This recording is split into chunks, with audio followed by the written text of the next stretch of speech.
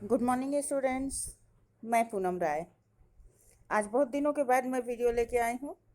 लंबा समय, एक हफ्ता गुजर गया है और इसका कारण था कि प्रश्नों को चुनने में, उनको एडजस्ट करने में टाइम लगता है और इसके अतिरिक्त नेटवर्क हमेशा काम नहीं करता है, इस वजह से लेट हो जाता है।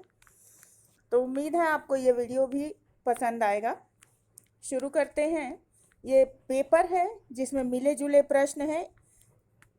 अक्सर मैं वीडियो लाती हूँ जिसमें एक ही तरह के, एक ही टॉपिक पर कई सारे प्रश्न होते हैं, लेकिन पिछला वीडियो जो था वो भी पेपर की तरह से था। कई सारे विभिन्न प्रश्न मिले हुए थे, इसमें भी वही पैटर्न है। तो आज का पहला प्रश्न शुरू करते हैं। दिए गए विकल्पों में से मनोहर का समानार्थी शब्द चुनिए। ऑप्शन दिया हुआ है रोचक, दिलचस्प, आदर्श और सुहावना। इनमें से कौन सा ऑप्शन सही होगा? मनोहर, मनोहर का अर्थ जो मन को भाने वाला हो। रोचक का मतलब होता है जो रुचिकर हो, अच्छा लगे। दिलचस्प, आदर्श, ये तीनों ही नहीं होगा। जो सही ऑप्शन होगा हमारा होगा सुहावना। ये डी वाला ऑप्शन सही है। अगला है, निम्न में से सही शब्द चुनिए। वर्तनी की दृष्टि से कौन सा शब्द सही है? आदर्श और रेफ का र कहाँ लगता है, ये यहाँ ए और बी वाले में अलग अलग दिया हुआ है। तो जब भी हम रेफ के र का उच्चारण करते हैं, सही तरीका तो यही होता है कि हम रेफ का जब र प्रयोग करते हैं, इसका मतलब है कि वो र स्वर रहित है, इसमें स्वर निकला हुआ है। और ऐसा र जहाँ प्रयोग किया जाता है उसके बाद वाले वर्ण पर लगता है। तो आ दर श, यानी श से पहले और द के बाद हम इसका प्रयोग कर रहे हैं। तो ये जो सही ऑप्शन हो जाएगा वो हो जाएगा हमारा सी वाला आदर्श। अगला प्रश्न है, निम्नांकित वाक्य को ध्यान से पढ़ें और तय करें कि कौन से हिस्से में त्रुटि है। वाक्य है, आधुनिक परिवार का एक हिस्सा बनकर जिंदगी तनाव से गुजर गई है। अब इसमें 4 ऑप्शन दिए हुए हैं। गुजर गई है, एक हिस्सा बनकर, आधुनिक परिवार का, या फिर जिंदगी मानसिक तनाव से। इन वाक्यों के जो टुकड़े दिए हुए हैं, इनमें किस टुकड़े में वर्तनी की दृष्टि से या किसी दृष्टि से अशुद्धि है, मतलब वो वाक्य सही नहीं है। तो वाक्य को एक बार फिर से पढ़ते हैं। आधुनिक परिवार का एक हिस्सा बनकर जिंदगी मानसिक तनाव से गुजर गई है। यहाँ जो गुजर गई है ये वाक्य गलत है, क्योंकि जब आधुनिक परिवार का हिस्सा हम बने हैं और जिंदगी मानसिक तनाव में है तो वो गुजर रही है, क्योंकि जब जिंदगी गुजर जाएगी तो कोई ये बात कहने के लिए बचेगा नहीं। तो जो हमारी त्रुटि है वो ए वाले हिस्से में दी हुई है। अगला है, 4 विकल्पों में से शुद्ध वाक्य चुनिए। यहाँ 4 वाक्य दिए हुए हैं, इनमें से पूछ रहा है कि शुद्ध वाक्य कौन सा है। आकाशवाणी से यह समाचार बताया गया। आकाशवाणी से यह समाचार सुनाया गया। आकाशवाणी से यह समाचार प्रसारित किया गया, या फिर डी वाला ऑप्शन है, आकाशवाणी से यह समाचार कहा गया। आकाशवाणी से समाचार बताया नहीं जाता है, बताया किसी को बात जाता है, ये जब कन्वर्सेशन होता है। आकाशवाणी से समाचार सुनाया गया, तो यहाँ भी अधिक से अधिक किसी समूह को सुनाया जाता है, आकाशवाणी से समाचार सुनाया नहीं जाता। आकाशवाणी से समाचार हमेशा प्रसारित किया जाता है। ये सी वाला ऑप्शन सही है। अगला है छिछला शब्द कौन सा है? उजाड़ना, गहरा, तृप्ति और पीठ। छिछला, छिछला का मतलब जो कम गहरा हो, तो इसका विलोम शब्द हो जाएगा गहरा। बी वाला ऑप्शन सही होगा। अगला है बगीचे का सुंदरता अनूठा है। सही वाक्य कौन सा होगा? 4 ऑप्शन यहाँ दिए हुए हैं। बगीचे का सुंदरता अनूठा है, बगीचे की सुंदरता अनूठी है, बगीचे की सुंदरता अनूठा है या बगीचे की सुंदरता अनूठा है। इनमें से कौन सा वाक्य सही है? तो यहाँ कर्म है सुंदरता, और सुंदरता क्या है? भाववाचक संज्ञा है, और भाववाचक संज्ञा हमेशा स्त्रीलिंग में होती है। तो इसलिए जो हमारी क्रिया होगी वो स्त्रीलिंग होगी और कारकीय पद भी स्त्रीलिंग में होगा। जब हम इसका ध्यान देते हैं तो ये हमारा बी वाला ऑप्शन जो है वो सही दिख रहा है। बगीचे की सुंदरता अनूठी है। अगला है दिए गए विकल्पों में से सही का चयन कर रिक्त स्थान को भरें। ऑप्शन दिया हुआ है, पहले वाक्य है धन के, यहाँ रिक्त स्थान है, में आज भी कुछ लोग, फिर रिक्त स्थान है, बन जाते हैं। और यहाँ जोड़े जोड़े शब्द दिए हुए हैं जिनसे हमें चुन के भरना है। ए वाला ऑप्शन है लालच, जयचंद्र। बी वाला ऑप्शन है बंधु, मर्द। सी वाला ऑप्शन है राष्ट्रवीरता और डी वाला ऑप्शन है भ्रष्टाचार, हरिश्चंद्र। अगर हम वाक्य को मिलाते हैं कि धन के भ्रष्टाचार में आज भी कुछ लोग हरिश्चंद्र बन जाते हैं, वाक्य सही नहीं बन पाएगा ना। धन के राष्ट्र में आज भी कुछ लोग वीरता बन जाते हैं, ये भी नहीं बन पा रहा है। जो हमारा सही वाक्य बनेगा वो बनेगा धन के लालच में आज भी कुछ लोग जयचंद बन जाते हैं। ये ए वाला ऑप्शन सही है। अगला है अप्रतिम शब्द का अर्थ कौन सा होगा? 4 ऑप्शन है, प्रियतम, प्रतिमा, बेजोड़ या प्रथम। अप्रतिम, जिसके समान कोई दूसरा ना हो। तो ये सी वाला ऑप्शन हमारा सही है, बेजोड़। अगला है दिए गए विकल्पों में से सही चयन कर रिक्त स्थानों को भरें। वाक्य दिया हुआ है मंत्र वह रिक्त स्थान है जो अक्षरों और एवं शब्दों के रिक्त स्थान है से बनती है। मंत्र वह वचन है जो अक्षरों और शब्दों के जुड़ने से बनता है। मंत्र वह शक्ति है जो अक्षरों एवं शब्दों के मिश्रण से बनती है। मंत्र वह ध्वनि है जो अक्षरों एवं शब्दों के समूह से बनती है। तो हमारा सही ऑप्शन यही है कि मंत्र वह ध्वनि है जो अक्षरों एवं शब्दों के समूह से बनती है। सी वाला ऑप्शन हमारा सही है। अगले प्रश्न की तरफ चलते हैं। अगला प्रश्न है सतर्कता शब्द का समानार्थी शब्द कौन सा है? यहाँ विकल्प दिया हुआ है उचित, समझदारी, मुस्तैदी या सार्थकता। तो सतर्कता के लिए जो समानार्थी शब्द होगा वो हो जाएगा मुस्तैदी। सी वाला ऑप्शन सही है, बाकी इसके अनुकूल नहीं है। जमीन आसमान एक करना, इस मुहावरे का अर्थ है।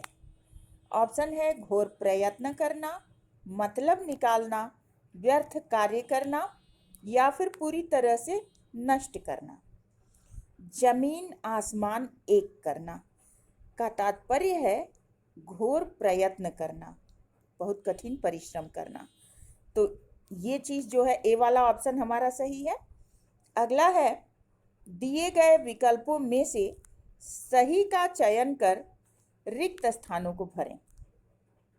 ये चारों रिक्त स्थान है, आपस में वैज्ञानिक विषयों पर रिक्त स्थान करते रहते हैं। जो दोनों शब्द के जोड़े हैं वो दिए हुए हैं। ए वाला ऑप्शन है एकत्रित पढ़ाई, अक्सर चर्चा, मिलकर प्रयोग, जुड़कर टिप्पण। ये चारों एकत्रित आपस में वैज्ञानिक विषयों पर पढ़ाई करते हैं, ये वाक्य नहीं बन रहा है। ये चारों अक्सर आपस में वैज्ञानिक विषयों पर चर्चा करते हैं। ये हमारा बी वाला ऑप्शन जो है ये सही जोड़ा है, जो वाक्य को पूरा कर देता है। अगला है, काठ का उल्लू। इस मुहावरे का अर्थ क्या है? काठ का उल्लू होना, अर्थ दिया हुआ है निर्जीव, अत्यधिक सरल, मूर्ख या अडिग। तो जो सबसे सटीक आंसर है वो है मूर्ख। काठ का उल्लू होना मतलब मूर्ख होना। अगला है, दिए गए विकल्पों में से मूर्धनी शब्द के लिए विपरीत शब्द का चयन कीजिए। ऑप्शन दिया हुआ है तात्कालिक, विषाद, स्थायी, जीवंतता।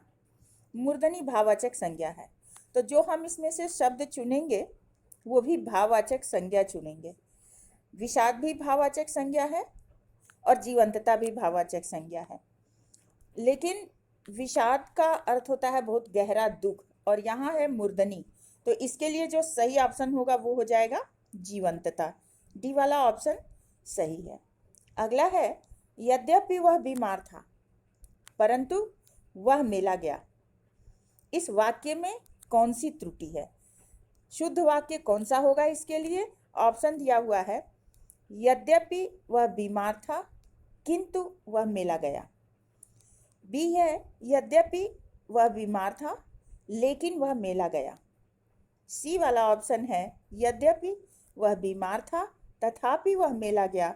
और चौथा डी वाला ऑप्शन है, यद्यपि वह बीमार था फिर भी मेला गया। इनमें से कौन सा ऑप्शन सही होगा? तो जब हम यद्यपि का प्रयोग करते हैं तो वाक्य में तथापि अवश्य लगता है, तो जो हमारा सही ऑप्शन हो जाएगा, यद्यपि वह बीमार था तथापि वह मेला गया। ये सी वाला ऑप्शन सही है। अगला है, नेताजी ने आजाद हिंद फौज का नियंत्रण किया।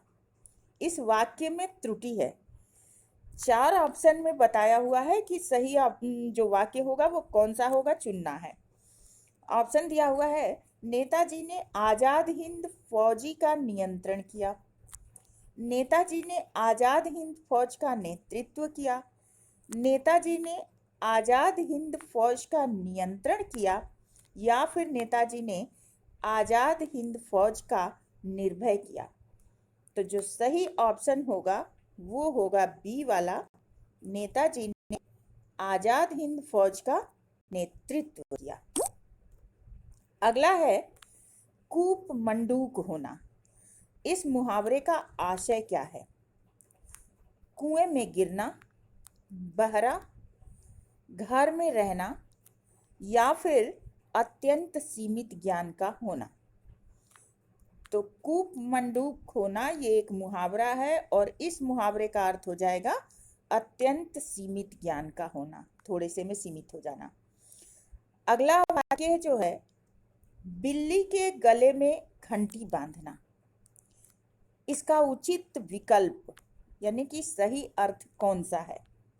ऑप्शन दिया हुआ है, बिल्ली को क्रोधित करना, घंटी सुनने के मजे लेना, बिल्ली को सजाना, या फिर अपने को संकट में डालना।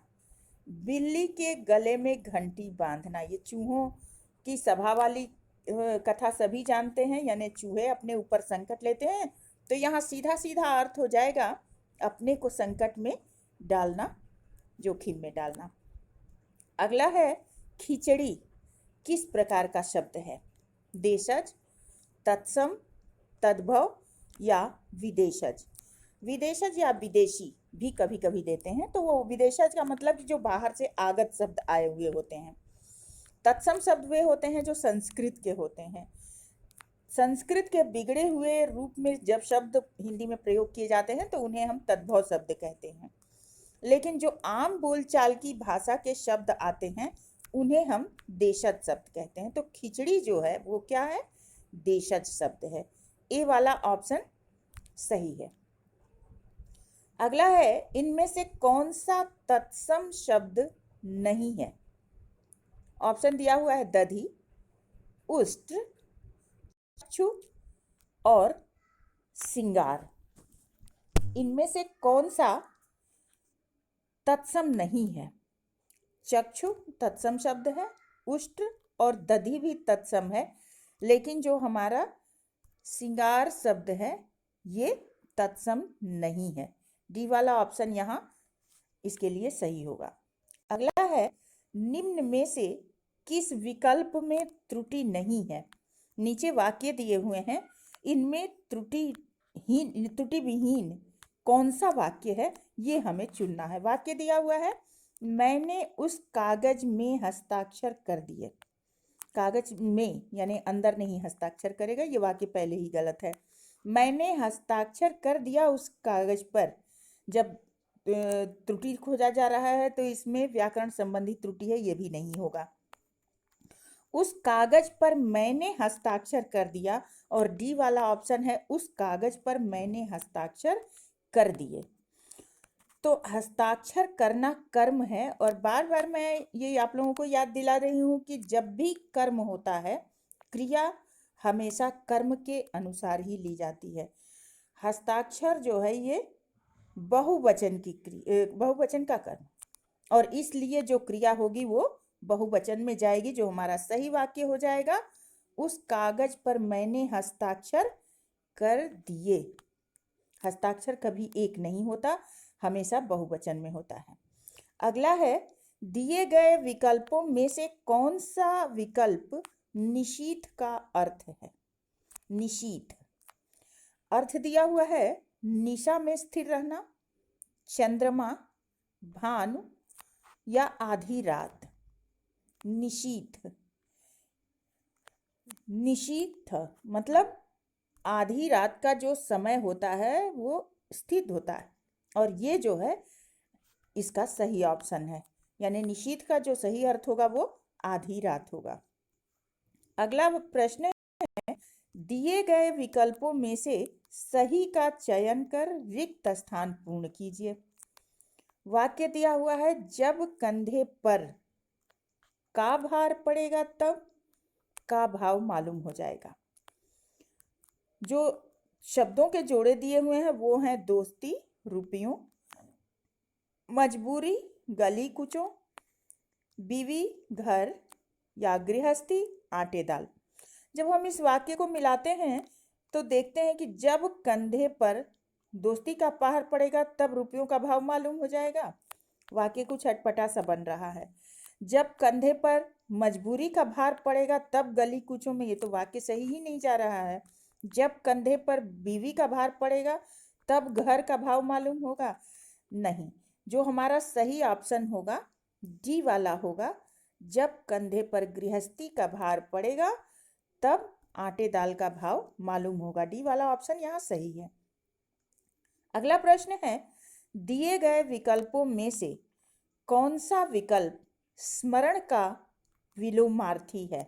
स्मरण याद करना। ऑप्शन दिया हुआ है अनुस्मरण, अस्मरण, अनस्मरण या विस्मरण। वि का अर्थ होता है नहीं, और यहाँ स्मरण का अर्थ होता है याद करना। तो जो हमारा सही ऑप्शन होगा ये होगा, यहाँ ए प्रिंट हुआ है जो मिस्टेक है, ये डी वाला ऑप्शन है विस्मरण, और यही हमारा सही ऑप्शन है।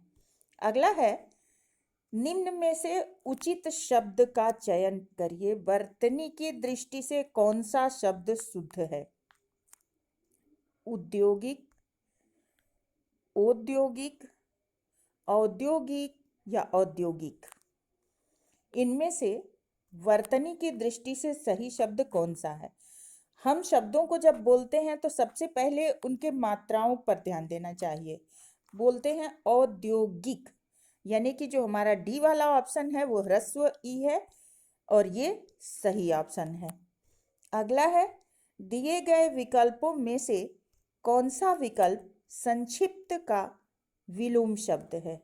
ऑप्शन दिया हुआ है विस्तृत, विकास, सीमा या स्थिर। संक्षिप्त का अर्थ होता है थोड़ा सिकुड़ा हुआ और विस्तृत का अर्थ होता है फैला हुआ। तो ए वाला ऑप्शन यहाँ हमारा सही है। अगला प्रश्न है, दिए गए विकल्पों में से कौन सा विकल्प उम्मीद का विलोम शब्द है? ऑप्शन दिया हुआ है आशा, अवनति, असंतोष और मायूसी। उम्मीद, उम्मीद के लिए जो सही ऑप्शन होगा वो हो जाएगा मायूसी। ये डी वाला ऑप्शन हमारा सही है। अगला प्रश्न है, नीचे दिए गए विकल्पों में से सही शब्द का चयन कर रिक्त स्थान की पूर्ति करनी है। परभृत का पर्याय है, यहाँ खाली जगह दिया हुआ है, किसका पर्याय है? परभृत शब्द किसका पर्याय है? ऑप्शन दिया हुआ है कोयल, रंग, बगुला या फिर सांप। परभृत, दूसरे का भरण पोषण करने वाली, तो ये कौन हो सकता है? ये है कोयल। कौवा कौवे के बच्चे इसके साथ पल जाते हैं, इसलिए इसको परभृत कहते हैं। तो यहाँ ए वाला ऑप्शन सही है। परभृत का पर्याय जो है क्या हो जाएगा? कोयल। अगला है, इन वाक्यों को सही क्रम में लगाएं। रावण तो सिर्फ रावण है, बी ऑप्शन है रावण दुनिया में इस नाम का दूसरा कोई व्यक्ति नहीं है। सी है राजाधिराज लंकापति महाराज रावण को दशानन भी कहते हैं। और डी वाला ऑप्शन है राम तो बहुत मिल जाएंगे लेकिन रावण नहीं। इस वाक्य को सही क्रम में लगाना है। वाक्य को सही क्रम में लगाने के लिए हम सबसे पहले ये चीज़ देखेंगे कि किसके बारे में बात हो रही है। ये चीज़ हम आसानी से कैसे पता करें, क्योंकि रावण हर जगह छाया हुआ है। चारों ऑप्शन तो जो दिए हुए हैं यहाँ रावण छाया हुआ है, राम का सिर्फ एक बार वर्णन आया है, यानी कि जो ये पूरा वाक्य है वो सिर्फ रावण के बारे में है। तो शुरुआत हम कहाँ से करें? रावण दुनिया में इस नाम का, रावण, रावण के बाद आपको स्पेस दिया हुआ है, मतलब कि यहाँ रुकना है। तो जो वाक्य बनेगा वो बनेगा रावण दुनिया में इस नाम का दूसरा कोई व्यक्ति नहीं है। राम तो बहुत मिल जाएंगे लेकिन रावण नहीं। और रावण तो सिर्फ रावण है। और चौथा वाक्य हो जाएगा राजाधिराज लंकापति महाराज रावण को दशानन भी कहते हैं। तो यानी कि पहले हमने पहली पंक्ति में रावण का परिचय देखा, दूसरी पंक्ति में तुलना हुई, तीसरी पंक्ति में उसकी महत्ता सिद्धि हुई और चौथी पंक्ति में उसके विभिन्न नामों से परिचय कराया गया। तो ये क्रम हमारा सही होगा, यानी कि बी, डी, ए और सी वाक्य का ये क्रम सही होगा। अगला है, आए थे हरि भजन को ओटा, कहावत का अर्थ कौन से विकल्प में बताया गया है? आए थे हरि भजन को ओटन लगे कपास, इसका लोकोक्ति है और इस लोकोक्ति का अर्थ क्या होगा? ऑप्शन दिया हुआ है किसी कार्य की उपेक्षा कर किसी अन्य कार्य में लग जाना।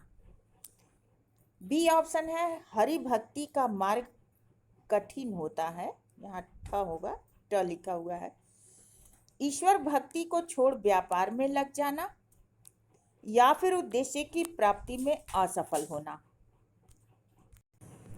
तो अगर देखें तो आए थे हरि भजन को ओटन लगे कपास, ये चरितार्थ कर रहा है दो में, क्योंकि किसी कार्य विशेष की उपेक्षा कर किसी अन्य कार्य में लग जाना और ईश्वर भक्ति को छोड़कर व्यापार में लग जाना, यानी यहाँ दोनों ही जगह अलग अलग कार्य हो रहे हैं। लेकिन जो हमारा सही अर्थ होगा वो हो जाएगा ए वाला, कि किसी कार्य विशेष की उपेक्षा कर, यानी जिस कार्य के लिए आप गए हैं वो काम न करके किसी अन्य कार्य में लग जाना। तो यहाँ ए वाला ऑप्शन सही होगा। अगला है, दिए गए विकल्पों में से शुद्ध वाक्य कौन सा है? ऑप्शन दिया हुआ है, मेरे जूतों तुमसे अच्छे हैं, वह शायद आज आएगा, गांधी जी ईश्वर के पक्के भक्त थे, चाकू से बच्चों को काट कर फल दे दो। इनमें से कौन सा वाक्य शुद्ध है? मतलब कि जाहिर सी बात है कि 3 वाक्य इसमें अशुद्ध हैं, सिर्फ एक ही शुद्ध है। तो मेरे जूतों तुमसे अच्छे हैं, ये वाक्य तो पहले ही गलत हो जा रहा है। वह शायद आज आएगा, क्रम गलत है। और चाकू से बच्चों को काट कर फल दे दो, ये इस वाक्य को अगर गौर से पढ़ें तो लिखा हुआ है कि चाकू से बच्चों को काटो और उन्हें उनका फल दे दो, मतलब कि ये वाक्य अशुद्ध है। जो हमारा शुद्ध वाक्य होगा वो हो जाएगा, गांधी जी ईश्वर के पक्के भक्त थे। सी वाला ऑप्शन सही है। अगला है, किसी की पाकर उसके प्रति का भाव प्रकट करना आवश्यक है। खाली स्थान पर कौन सा शब्द फिल किया जाएगा, भरा जाएगा? जो ऑप्शन दिया हुआ है वो है उपकार गुलामी, अनुदान कृतज्ञता, मदद कर्ज, सहायता कृतज्ञता। किसी की या किसी का उपकार पाकर उसके प्रति गुलामी का भाव प्रकट करना आवश्यक है, ये वाक्य तो सही नहीं है। किसी का अनुदान पाकर उसके प्रति कृतज्ञ भाव प्रकट करना आवश्यक है, ये भी वाक्य सही नहीं बन रहा है। किसी की मदद पाकर उसके प्रति कर्ज का भाव, ये भी वाक्य नहीं सही है। जो हमारा सही वाक्य बन रहा है वो डी वाले ऑप्शन से बन रहा है, किसी की सहायता पाकर उसके प्रति कृतज्ञता का भाव प्रकट करना आवश्यक है। अगला प्रश्न है, परीक्षा में कठिन प्रश्नों को देखकर मेरी अकल चकराने लगी। ये एक मुहावरे का अर्थ है और ऑप्शन यहाँ 4 मुहावरे में दिया हुआ है। बताना है कि कौन सा मुहावरा इसके लिए सटीक है। ऑप्शन दिया हुआ है, गुस्से से भर जाना, शर्मिंदा होना, अनदेखा करना या कुछ समझ में ना आना। परीक्षा में कठिन प्रश्नों को देखकर अकल चकराना, अकल चकराना ये मुहावरा है। तो कौन सा होगा? अकल कब चकराएगी? जब कुछ समझ में नहीं आएगा। तो जो हमारा डी वाला ऑप्शन है यही सही है, कुछ समझ में ना आना। अगला है, दिए गए विकल्पों में से कौन सा विकल्प अंगना शब्द का समानार्थी है? अंगना, ऑप्शन दिया हुआ है, स्त्री, पल्लू, गांव या आंगन। अंगना के लिए सही समानार्थी शब्द जो होगा वो होगा स्त्री। अंगना कहते हैं स्त्री को। ए वाला ऑप्शन सही है। अगला है, सब्ज बाग दिखाना, इस मुहावरे का अर्थ क्या है? सब्ज बाग दिखाना अर्थ दिया हुआ है, हिम्मत बंधाना, हरे भरे उद्यानों की सैर करना, धोखा देना या फिर झूठे वादे करना। सब्ज बाग दिखाना मतलब झूठे वादे करना। ये डी वाला ऑप्शन यहाँ सही है। अगला प्रश्न है, दिए गए विकल्पों में से सही वाक्य का चयन कीजिए। तलवार एक उपयोगी फौलाद है। तलवार एक उपयोगी अस्त्र है। तलवार एक उपयोगी शस्त्र है। या फिर डी वाला ऑप्शन है, तलवार एक उपयोगी शास्त्र है। तो तलवार ना तो फौलाद हो सकती है और ना ही शास्त्र। ये दो वाक्य तो पहले ही छंट गए। बी और सी वाला ऑप्शन बचा, तलवार एक उपयोगी अस्त्र है या तलवार एक उपयोगी शस्त्र है। अस्त्र और शस्त्र में अंतर क्या होता है? अस्त्र वो होता है जो फेंक कर मारा जाए, जैसे तीर अस्त्र है, बारूद अस्त्र है, गोली अस्त्र है। लेकिन तलवार, कटार, कृपाण ये सब शस्त्र है। तो जो हमारा सही ऑप्शन होगा वो सी वाला हो जाएगा, तलवार एक उपयोगी शस्त्र है। अगला है, नीचे दिए गए विकल्पों में से कौन सा विकल्प प्रत्यक्ष शब्द का समानार्थी है? भावस्मरणीय, अविस्मरणीय, नक्षत्र या साक्षात। प्रत्यक्ष मतलब जो सामने हो और साक्षात मतलब उपस्थित। तो ये जो डी वाला ऑप्शन है हमारा यहाँ सही है। अगला है, भवन का अग्रभाग अति भव्य है। यहाँ अग्र के नीचे अंडरलाइन किया हुआ है और प्रश्न पूछ रहा है कि रेखांकित शब्द का विलोम शब्द कौन सा है, यानी कि अग्र का विलोम शब्द कौन सा होगा। ऑप्शन दिया हुआ है, आगे, पश्च, पीछे या पृष्ठ। अग्र, अग्र का मतलब होता है अगला। आगे तो एक तरह से इसका कहिए तो समानार्थी हो जाएगा। अब बी, सी और डी वाला ऑप्शन बचा, पश्च, पीछे या पृष्ठ। अग्र का समानार्थी, अग्र जो है वो तत्सम शब्द है और इसका समानार्थी जो है तत्सम शब्द ही होगा, यानी कि डी वाला ऑप्शन हमारा सही हो जाएगा, पृष्ठ। अग्र का जो विलोम शब्द होगा वो पृष्ठ हो जाएगा। बहुत सुस्ती से कार्य करना के लिए उचित मुहावरा कौन सा होगा?